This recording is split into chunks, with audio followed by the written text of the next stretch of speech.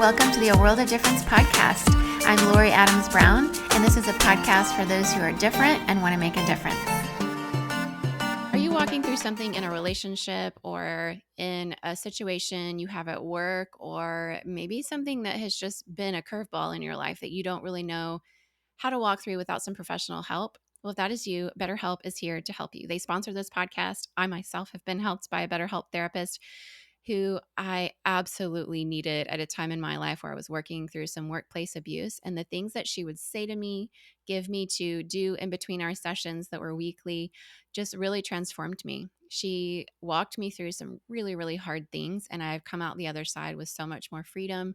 And I just want to recommend it to you. There are professionals there that can help you walk through whatever it is, whether you're trying to figure out what's next for you, work through some tricky things in a relationship. Please check out betterhelp.com/difference for 10% off your first month. That's www.betterhelp.com/difference for 10% off your first month today. Welcome to A World of Difference podcast. I'm just back from my business trip to China and really excited today to talk about psychological safety and how cultivating that really can help prevent and even discern workplace bullying. I'm talking about this topic today. We've covered it in different ways here on the podcast before. In some ways separate between these two topics. Psychological safety, we've talked about quite a bit in different ways with different guests. And we've also talked about workplace bullying through both my own personal story of being a target in a workplace years ago, but also from experts in this area. And so I just wanted us to come together today and kind of combine some of the things that I've been learning as I've been hearing stories from many of you who've walked through this personal lived experience firsthand in your own workplaces, but also from managers and people on corporate boards who are interested in helping us understand how to come together and create workplaces that are psychologically safe so that workplace bullying is easy to spot and also we can prevent it. So we're going to talk a little bit about today the things that I've learned in both research from reading books and some of the research that has come out even more recently around this, as well as just a compilation of stories of people where certain patterns start to emerge. And we're going to just dive into that today. So whether you are somebody who is currently walking through workplace bullying as a target yourself, or that's happened to you in the past, or maybe you would not describe it as bullying, but you just had a very adversarial type relationship with someone at work and you're not really sure how to frame that, you'll find some tools today. But also if you're a manager and you're wanting to create a team where you want your direct reports to feel psychologically safe so that you can be more efficient, achieve your outcomes, and be successful, as well as be able to innovate together because of that psychological safety you create, you'll find tools today. And if you sit on a corporate board or interested in being on a corporate board and are working toward issues of ethics and compliance in your global company, you'll find some tools today to help you understand better how to bring those issues to the table and help your organizations get better. All right, let's get started. So as we come to the table and bring our differences to the table, as we always do here to make a difference together in our world, once again, I just want to introduce myself to any of you who are new, because we've had some new listeners to the podcast recently. We're in September. A lot of people find new podcasts in September. And so I'm Lori Adams Brown. I've been a person who's lived abroad most of my life. I grew up in Central and South America in international schools with my friends and teachers from all over the world, and then spent 20 years as an expat working in Southeast Asia. Now I work in a global company in Silicon Valley as a director of talent development. But I also have a lot of hats that I wear, obviously podcast host, and I speak broadly around both podcasting and issues of psychological safety in workplaces, as well as around workplace bullying. So today we're going to dive into a topic that's not only relevant, but it's very much something I'm passionate about as somebody who's developing talent and has worked in leadership development throughout my years in Asia and here in the United States in Silicon Valley for over 20 years. So today we're going to dive into this topic. It's not easy to talk about. So if you find that something triggers you, or just going into this conversation, you feel a little bit triggered because you have been a target of a workplace bully, it's okay to take a break. It's okay to go do some grounding, go outside, smell some roses, take a walk, do some deep breathing. Some people find literal grounding to be helpful, taking off your shoes, putting your toes in the dirt. There's a variety of things you can do to help your body feel safe and that you're here and you're now and you're not in the past. For information about grounding techniques, you can find those just by Google search, but I also cover those with different podcast guests that I have. We recently had an episode around spiritual abuse, and I put a link in there to a podcast with Dr. Debbie Pinkston, who was on the podcast last year, I believe, and talked about some grounding techniques. So you can find that there, and we'll try to link that again in the show notes for this one. But do take care of yourselves if you have had an experience with this topic today.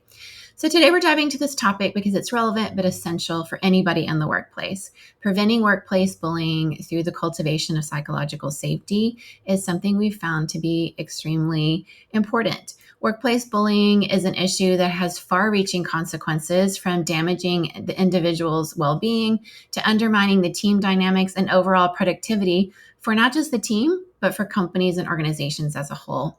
So you may be asking yourself, what would be included in workplace bullying? Sometimes people will say, if you're being bullied, you often just know that you're experiencing it, but sometimes you may not. And finding the language and the words to describe your experience can be helpful. So bullying can include things such as intimidation, name calling, belittling, coercion, which could include coercive control. And that would be maybe not somebody telling you directly to do something, but you just sort of know that you should do something based on the subtle ways they interact with you in a more covert, in a coercion kind of way. So there's a lot of ways that bullying can show up. It could happen one-on-one in an office or a Zoom call or a Teams call, but it could also happen with one or two other people. And occasionally we have situations which are called mobbing, and that's where two people sort of gang up on an individual and mob them in an office situation or in a video call as well. And so there's a lot more information about that out there, and we can dig more into that. But that's sort of just a high level understanding of what it means to experience workplace bullying. And I want us to sort of think about, what if there was a proven way to prevent bullying before it starts? Because as we've seen, targets of bullying really experience a lot of adverse effects to their well-being.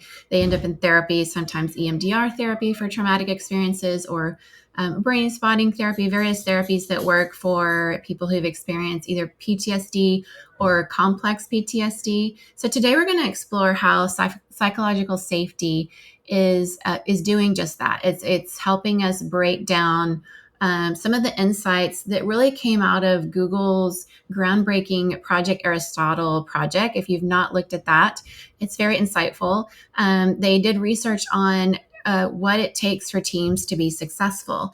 Going into the research with Project Aristotle, I think many at Google sort of had this idea that it was going to be successful teams and successful leaders it was based on demographics or skills or some sort of version of experience or education. But the surprising finding was that what made teams and managers successful was this cultivation of psychological safety. So let's revisit this concept of psychological safety first. It was popularized by Harvard Business School professor Amy Edmondson, who defined it as the belief that one can speak up without fear of punishment or humiliation. So, in other words, psychological safety is the foundation of a workplace where everyone feels secure enough to contribute their ideas, to ask questions, and express concerns. And once again, in Google's Project Aristotle, which was an extensive study on what it makes to make teams successful, they found that psychological safety was the most important factor in determining a team's effectiveness or success. And so out of all the qualities they examined, such as dependability, structure, meaning, psychological safety really stood out as the key element that allowed teams to really thrive and soar. And when team members feel safe, they're more likely to collaborate openly together, to take risks in their thinking and learn from each other without fear of any negative repercussions. And so how does this connect to workplace bullying? You might be thinking, well, it's pretty simple. In a psychologically safe environment, bullying behaviors can't take root because the cultivation, the foundation, the whole vibe is a psychologically safe one. So when employees feel safe to speak up, they're more likely to both report the bullying and stand up for themselves and others who might be targeted, and then contribute to a culture that actively rejects these types of negative behaviors in the workplace. But let's dig a little bit deeper into the research on workplace bullying. So we have studies by experts like Gary Namey and Ruth Namey. They're authors of a book called The Bully at Work. And they reveal that bullying often flourishes in environments where there's a lack of accountability and there's unclear communication and where fear and power imbalances are more the norm. So these toxic environments allow bullies to operate unchecked, leading to significant harm for individuals and the organization as a whole. That's why if you sit on a corporate board, this is something that should be discussed. That's something that should have a plan of action. There should be someone, and ideally a team in the company, that is really understanding the culture and understanding if these power abuse dynamics are existing already, as well as some measures to take for cultivating that psychological safety for individual employees to speak up, like a speak up campaign, having global ethics advisors, regional ethics advisors, that kind of thing can be very helpful. There's a lot of different ways to approach it, but it is something that, if ignored, could really lead to the downfall of an organization or a company. So, but in contrast, when we think about how psychological safety, when it's present, these types of power imbalances, they're less likely to occur. So employees feel empowered to voice their concerns, including those about bullying, without fear of retaliation. And leaders in these environments are also more likely to address bullying behaviors promptly and effectively because they've built a culture of trust and openness. And once again, trust is built, not demanded. Any of us who've been around leaders who demanded trust without building it, that doesn't typically go well. It's a very surface level version of trust. And I wouldn't even necessarily call it trust, more just respect, but a type of respect that is based on fear. And we could get into the dynamics of whether that's truly respect or not. But ideally, leaders are cultivating and that psychological safety and building trust by showing up in the small moments, really showing kindness and care for their teams and the employees. And this is something that even corporate boards can be a part of, and ideally can be involved in at more of a bird's eye view and a higher level to make sure these things are taking place in an organization. Okay, now let's talk about how leaders can create and sustain this kind of environment. So if you're a manager, if you're an executive, if you have people that report to you in any form or fashion, these are going to be really things you're going to want to pay attention to. So one would be to prioritize open communication. Leaders really should foster an environment where open and honest communication is the norm. Once again, when we think about Google's research, it emphasizes the importance of leaders actively listening to their teams and creating spaces where every team member feels heard. That could be, anything from a 15-minute one-on-one every week where it's more an opportunity for the manager to listen to their direct report. It could be in the team meetings themselves, making sure people are called on and have opportunities to share. And this can take a variety of forms. But most importantly, everybody on the team should feel safe and have the opportunity to speak up with any concerns or questions. Okay, the second would be normalize vulnerability. Now, leaders who model vulnerability by admitting they made mistakes, asking for feedback, being willing to apologize when they've done something wrong, to hurt someone inadvertently even, and showing that they're basically human, it really can create a culture where it's safe for others to do the same. This openness really helps dismantle the fear that often leads to bullying. Bullies have a way of cultivating a power by fear. And there's different types, but a typical type would be somebody who really is just skilled at this type of manipulation, and it comes very almost easily for them. And it's not the way most people operate. And so most of us miss it because we assume everybody's operating in the same ways that we are. But there's a certain very small percentage. Some people would say 14%, maybe 5%. There's various statistics out there, but this is not the typical part of the population. And there's a lot of reasons that we could go into behind why people become bullies, but that'll be for another podcast episode. But all of this to say, creating that culture where it's safe for others to be vulnerable.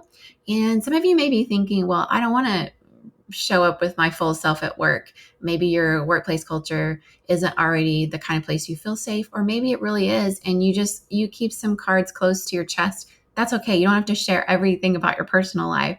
But the point is that I think really being willing to admit you made a mistake, being willing to accept feedback, and creating a culture where feedback is normal and kind, even when there's, mistakes that have been made, that it's normalized, it's informal, it's formal, and it just becomes a regular part of your team culture, but in a healthy way. Okay. The third one is to recognize and address bullying swiftly. And this is really key, because if it goes on and on and on, it really can do a severe amount of damage to a person. And that's where we're seeing more increasing diagnoses from therapists, where these targets end up going eventually, where they get diagnosed with complex PTSD. PTSD is where you have like a situation that sort of happens maybe one time, but when it's over and over again and it's repeated, that's where we get these complex PTSD diagnoses. And it's very, very hard to work in therapy through these traumatic memories and experiences that really make it difficult for these targets to even join a new workplace after this, because their bodies get triggered and their nervous systems remember certain things that are lodged in parts of our brain that we may not even think about consciously, but they're certainly there in ways that, the body keeps the score, which is a book that's widely read around this topic.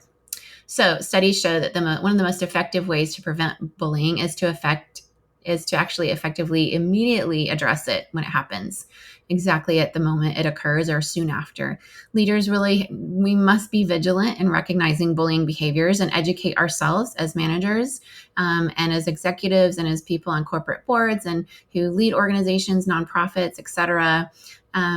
Government, I would say, is a special place where this needs to be something people are aware of, because of things we're seeing currently in U.S. politics, particularly. But I'm totally aware that this happens in other places around the world. So leaders really need to be vigilant in recognizing these bullying behaviors and take swift and decisive action to stop them, reinforcing the organization's commitment to psychological safety. From some of the research out there, it shows that really bullies need to be stopped. A lot of times they're not going to stop themselves. And so it's really important to notice it when it happens, stop the bully, and get some accountability in place. And that can look like a variety of different ways, from a performance plan to coaching to, in some cases it might need to result in termination, depending on how severe the situation is and how repeated it has been. Fourth, I would say, promoting inclusivity and respect. We've touched on this slightly in this podcast, but overall in this whole A World of Difference podcast, inclusivity is a theme throughout, right? So in diverse teams, psychological safety is particularly crucial. And so we want to think about how, like, by promoting a culture of respect and inclusivity, leaders, managers can really ensure that all voices are valued, making it harder for bullying behaviors to take hold. And that just means really being aware of who's on your team, who's reporting to you, get to know them as human beings, not just tools to have get things accomplished for you. That sort of posture is really more of one we see often in workplace bullies, where they don't see people as humans, but more as tools to get something done. So the more we allow ourselves to be human leaders, and the more we encourage our direct reports to be human and get to know them as human beings with likes and dislikes and strengths and opportunities for growth, that we can lead with kindness and create that psychological safety where we really see teams and organizations thrive. It's important to understand that cultivating psychological safety is not just a one-time initiative, but it's a continuous commitment. It takes work, but the work absolutely pays off, and it provides an opportunity for a workplace, a team, to become a more joyful place to be, where people want to show up, they want to do the best work of their lives because they feel included, they feel respected, they feel that their ideas matter, they feel that when there's a concern, they can bring that up without any form of retaliation taking place in the workplace. And these are places where we see attrition rates really low, and where we see a lot of employee engagement, where we see people really giving above and beyond in their workplaces. Because when you feel that psychological safety, it really motivates you, and your brain is more fully available to innovate instead of being stuck in like a trauma response of fight or flight or fawn or freeze, and where your whole nervous system can be available for doing great work instead of having to work on surviving and preventing a bully from bullying oneself, right? So it makes sense on a certain level, even if we haven't dug super deep into the neurological side of what nervous systems do in reaction to these types of bullies. But just a simplified version of it is when your brain is like in peaceful mode and you're not feeling a constant threat coming toward you, it makes sense that your brain would be more available for innovation and efficient work and really getting tasks done to move projects forward for your team and the company. So that's part of why it makes sense that it works. So, but when we think about this, really leaders and managers, we must consistently reinforce this environment through actions and policies. And so it happens at the manager level, it happens at the team level, and also happens with the executives. If you're a director over a department, if you're a vice president of HR or people and culture and the various names that it gets called these days here in Silicon Valley, or some organizations are really putting somebody in charge of like safety, but including psychological safety. So whether it's health and safety, psychological safety being embedded in that. And then others are just having people over ethics, global ethics for the company. And this would definitely fall under that, as well as some of the compliance, making sure labor laws are being obeyed. But hopefully, ideally, whatever your labor laws are, you're wanting to not just obey the law, but go above and beyond, because the law is kind of even a low bar on this, and making sure that cultivating psychological safety is the goal that you're going for. Not just because the research shows your organization is going to grow and thrive and soar because you do it, because also it's the right thing to do and a much better way to lead and be a part of a workplace where we experience joy and safety, right? The benefits that we saw highlighted in the project, both Project Aristotle and other research on workplace bullying, are pretty substantial. There's a lot more being written about that. There's a lot more people who are feeling free to share their stories, and you can learn a lot from the stories, actually, from some of the patterns that you see. But once again, there's some great research out there that we will be, if you follow me on Threads or on Twitter, X. Occasionally I post things around that. There's also different accounts on there around bullying, or people are doing different research. That's also increasingly on places like LinkedIn, where people are starting to have this conversation. So if you follow me on any of those places, you'll start to see that I'm posting more and more about it, which is why I wanted to kind of bring these things together today on the podcast for us to have a conversation more deeply about it, to bring you into the table. I'd love to hear your perspective on what you've experienced in any of your personal workplace experiences, but also as you are leading and thinking through how to make your organization or company better. Would love to hear what your thoughts are, what's working for you, what's not working, or what's still kind of missing or confusing for you. Really, teams with high psychological safety are not only more innovative and productive, but they also create a workplace where bullying is less likely to occur. And so if you're a leader, I encourage you to reflect for your own team. Do your employees feel safe to speak up, especially when something is wrong or made them feel uncomfortable, or where somebody has done something inappropriate? Do they feel safe to point out a mistake that's been made by you as the leader? What can you do to foster greater psychological safety on your team? And if you're someone who has experienced workplace bullying, know that psychological safety is something you deserve in your workplace. There are steps you can take to advocate for yourself and others in terms of speaking up.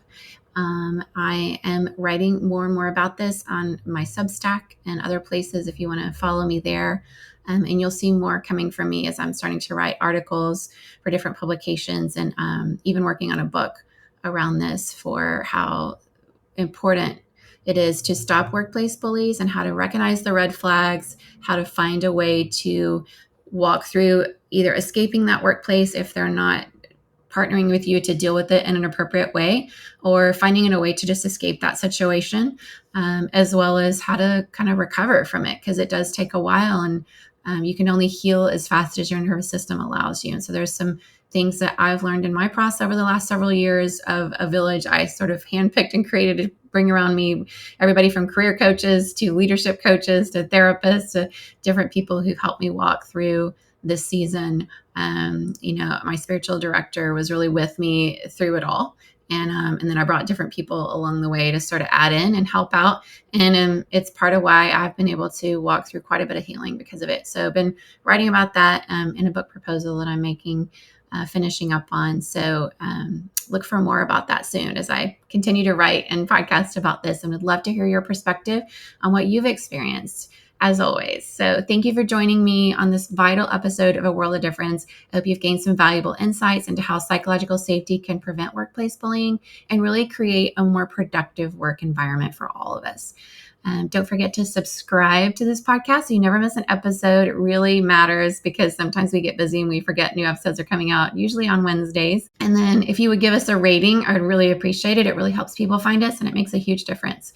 And if you give us a review as well, both of those things really affect how people get to know where we are and the conversations that we're having that are so important, so crucial, and sometimes conversations we don't have otherwise. So I hope that you will do what you can to help others find this episode if they could benefit from it in any way. If you know somebody who's walked through some difficult experiences at work and they're still kind of processing it, if you know somebody who's a people leader, manager, executive, somebody who sits on a board, whether a corporate or nonprofit or works in government, anybody who could benefit from this conversation as they lead others, really this important episode would be really key to have a conversation with them yourself.